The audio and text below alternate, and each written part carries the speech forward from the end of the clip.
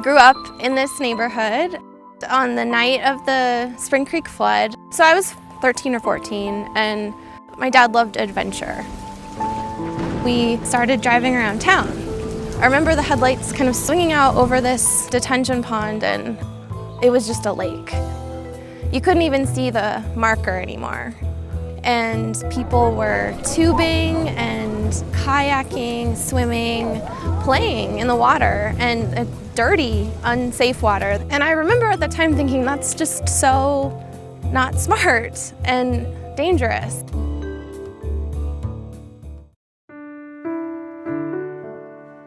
We purchased our house in 1999. We did not find out until closing, until we were signing the papers, that the house had flooded in the flood of 1997. We could see the water line, and it was 16 inches high, so there had been damage. The house at the time actually sat below grade by about 8 inches. The advice I would give to anybody buying a home, double check to see if it's in a floodplain, if the house is flooded itself. The best thing probably is to go down either the city or the county and just find out all the information. Probably when all was said and done, there were somewhere between 1 inch and 2 inches of water in my basement. Our regular homeowner's insurance didn't cover damage from the flood, so everything that we had to do to repair that damage, we had to put on credit cards, and so it probably took us, I would say, a good 2 years to pay off. A lot of times people have the misconception that FEMA's going to come in and take care of all of the repairs for them, and that just isn't true. So you really need to evaluate your insurance coverage and see if it might be beneficial to have flood insurance, even though you're not required to. I really think it's so important that everyone has flood insurance, because it definitely gave my parents a peace of mind during Katrina, knowing whatever happened to our house, we were still protected. The watches and warnings in New Orleans during Hurricane Katrina were very crucial for my family and I. I just think it's so important to make sure we're listening and make sure that we're keeping up to date.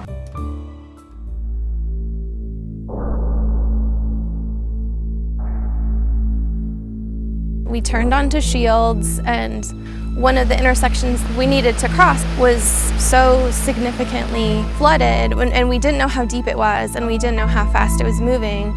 We tried to cross anyway. I remember the water coming up the door higher and higher, and it got to the point where the water was about to come over the top of the front of the vehicle, and my dad realized, this is really a bad situation. This is not safe. Not a situation I want my family in. Luckily, we were actually able to turn around. In hindsight, it was so dangerous.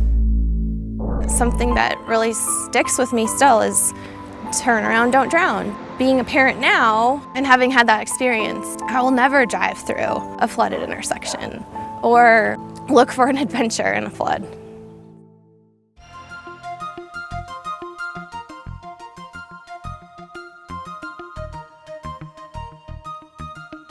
After the 1997 flood, we got a grant to install rain gauges and stream monitoring devices, and the public can access those through the City Utilities website. Today we have so much information available to us. You can download the PulsePoint app. You can follow the city and the utilities on social media for emergency updates. You can sign up for LEDA 911.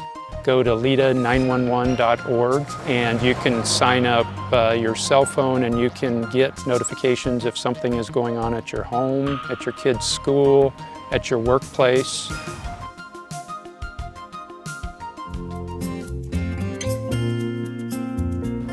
A little bit of preparedness can really help you get through a disaster.